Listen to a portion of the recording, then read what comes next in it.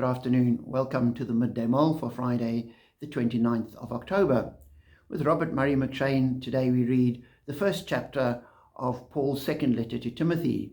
Toward the end of the chapter, he just makes a note that everyone has deserted him and moved on or gone away and he's on his own, except he says, may the Lord show mercy to the household of Onesiphorus, because he often refreshed me and was not ashamed of my chains. So it's an encouragement to us to refresh people, to befriend people, to support people, be encouraging to other Christians, particularly when they're struggling.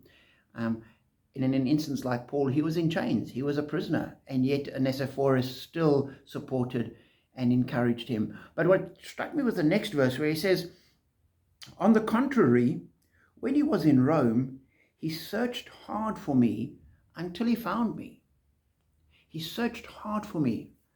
And that struck me because I would sort of imagine that Paul, this well-known preacher, this great writer, this person that had such a profound impact on the church and therefore on society as a whole, such a well-known public figure, everyone would have known where he was.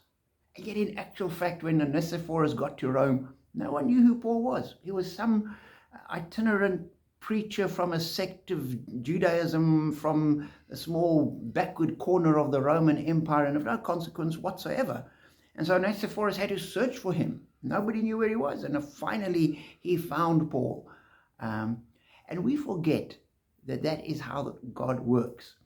That he will take small things and let them grow. Jesus says the kingdom of heaven is like yeast that is mixed into a batch of dough and slowly works through the whole batch.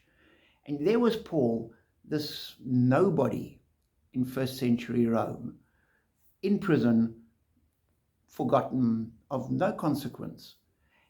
And yet 2,000 years later, we look back and see the profound way that God had used him. And we see the fruit of what he'd done.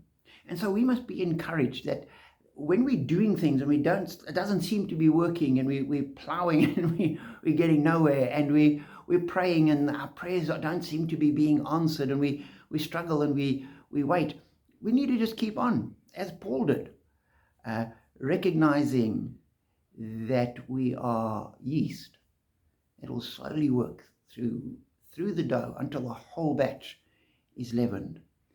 And so we pray, God, keep us faithful, keep us working, and we trust that God will bring the growth as and when he sees fit. And in that way, we will be like Paul.